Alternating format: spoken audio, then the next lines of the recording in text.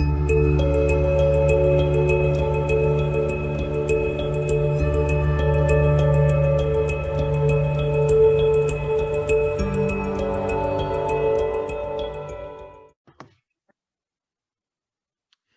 we are in First Chronicles chapters 3 and 4.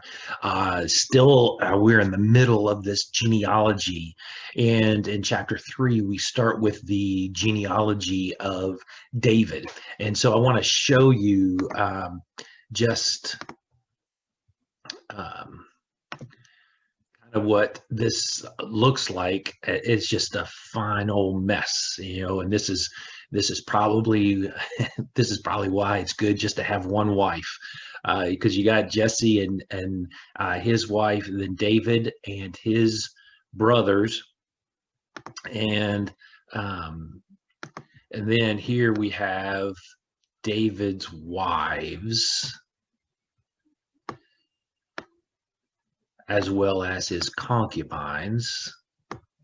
And so we have all of these kids coming out of it, and it is just a fine mess. And so stick with one wife and keep it simple, because it is hard to unravel. And as we get going, it will be hard to keep everything straight. So let's get reading in chapter 3. In the New International Version. Bear with me as I read these names, because again, it's crazy what some of these people's names are. These were the sons of David born to him in Hebron. The firstborn was Amnon, the son of Ahinoam of Jezreel. The second, Daniel, the son of Abigail of Carmel. The third, Absalom, the son of Maacah, daughter of Talmai, king of Geshur. The fourth, Adonijah, the son of Haggith. The fifth, Shephatiah, the son of Abital. And the sixth, Ithream, by his wife, Iglah. These 6 were born to David in Hebron, where he reigned 7 years and 6 months. David reigned in Jerusalem 33 years, and these were the children born to him there: Shammua, Shabab, Nathan, and Solomon. These 4 were by Bathsheba, daughter of Amiel. They were also Ibhar, Elishua, Eliphalet, Noga, Nepheg, Japhia, Elishama, Eladia, Eliphalet, 9 in all. All these were the sons of David, besides his sons by his concubines, and Tamar was his sister. Solomon's son was Rehoboam. Abijah was his son, Asa his son, Jehoshaphat his son, Jehoram his son, Ahaziah his son, Joash his son, Amaziah his son, Azariah his son, Jotham his son, Ahaz his son, Hezekiah his son, Manasseh his son, Amon his son, Josiah his son, the sons of Josiah: Johanan the firstborn, Jehoiakim the second son, Zedekiah the third, Shallum the fourth, and the successor of Jehoiakim, Jehoiakim his son, and Zedekiah.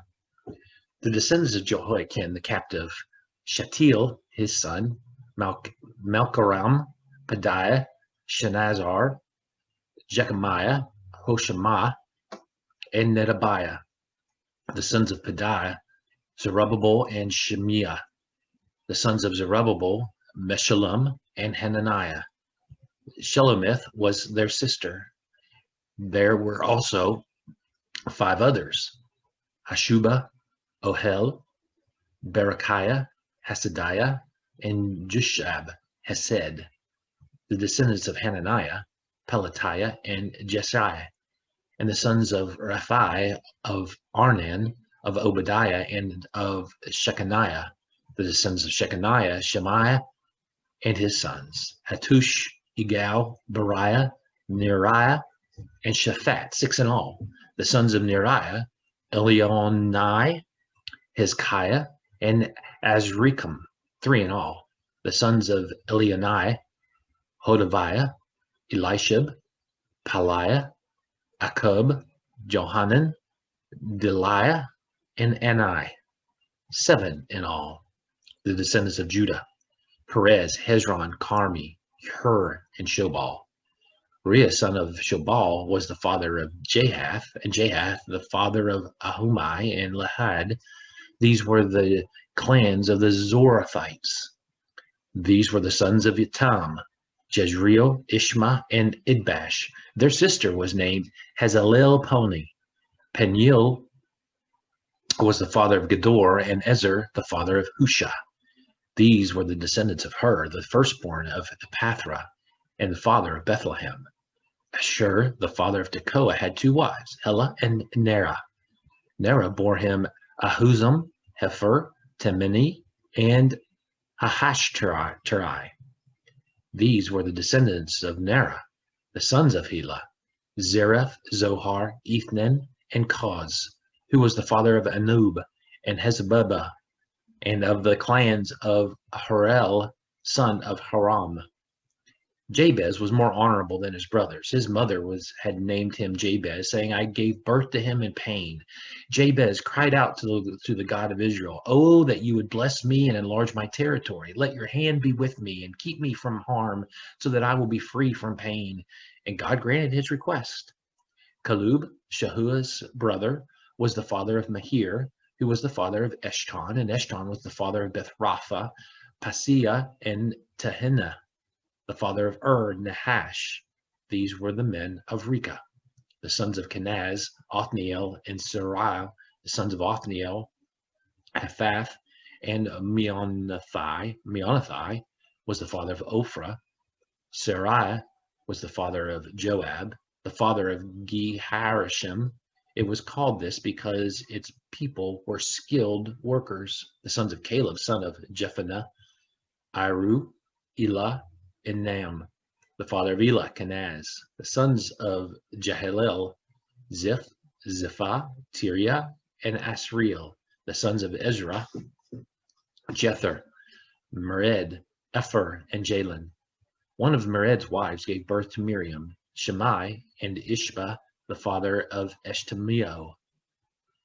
His wife from the tribe of Judah gave birth to Jared, the father of Gedor, Heber, the father of Soko, and Jechthiel, the father of Zanoah.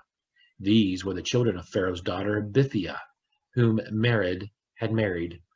The sons of Hodiah's wife, the sister of Nahum, the father of Keilah, the Garmite, and Eshtemoa, the Maacathite. The sons of Shimon, Amnon, Rinnah, Ben-Hanan, and Tilon. The descendants of Ishi, Zoheth, and Ben-Zohith. The sons of Shelah, son of Judah, the father of Leka, Leda, the father of Marashah, and the clans of the linen workers at Beth Ashbea, Jocham, men of Kozabah, and Joash and Sarath, who ruled in Moab, and Jashubi, Lehem. These records are from the ancient times.